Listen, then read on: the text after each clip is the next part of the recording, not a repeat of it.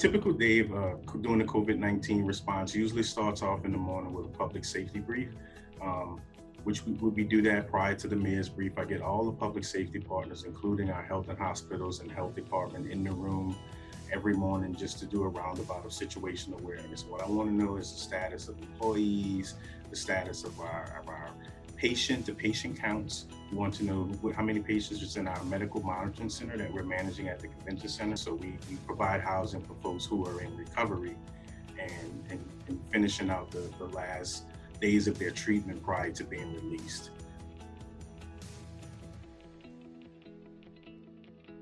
We have been practicing social distances, of course, but in this field, we do have to have some level of contact. A lot of things, we don't want to make decisions on assumptions. And a lot of times when you're not getting face-to-face contact with folks, it could be assumed that you meant something that you didn't. So we do face-to-face, but I can promise you it's a very, very small crew. Just includes our office, the police chief, fire chief, our director of EMS, and some of our operational folks like Public Works, because they have been playing a major role in just assisting us with keeping the folks out of the street, just clean up of Bourbon Street and Canal Street, and just making sure that we're doing everything we can to keep everybody in their home, keep the stay-at-home order enforced as much as we can, and just make sure that we're providing the best safety and health for the citizens of New Orleans. Supply and demand on the PPE. My procurement team obviously did an excellent job with ensuring we got the right amount of PPE to New Orleans.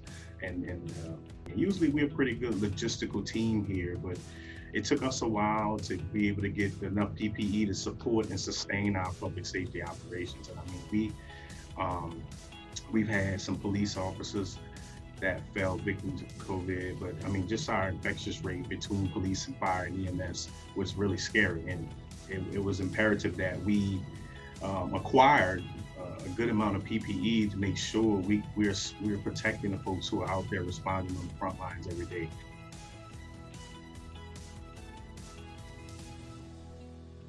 As Americans, we are resilient, and of course, as New Orleans, we are very resilient. So I just keep the motivation and the morale going among myself and my staff, of course, and just tell everybody to pace themselves. I try to monitor as much as I can, have everybody take breaks. Right now, we're rotating, a couple of days a week, not coming in, and just kind of properly balancing everything. Right after the Mardi Gras and the Carnival season, we didn't even get a chance to take our breaks.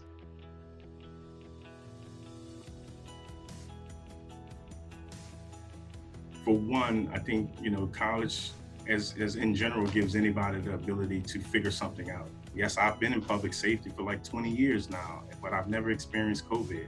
So that college education gave me the mindset to figure this out. This is a new thing. But it all works the same. The framework stays there when you're responding to something. The template doesn't change. So we build frameworks where they're flexible, and whatever that incident is, you just fix it into your plan. I'm sure it's workable. It's like a puzzle.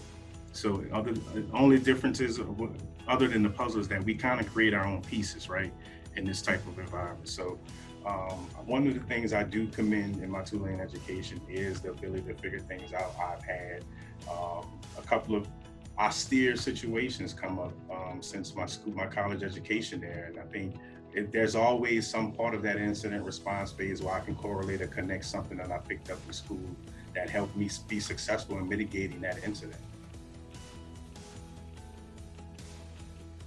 Take this as an opportunity to just, redefine yourselves and think about future goals. I know that especially if the professional advancement folks, most of us are already in careers, we already have families. So just take the time to redefine yourselves, reconnect with your family, reconnect with your loved ones, but we will all get through this together. And like I said, it's our time, especially the class of 2020, it's our time.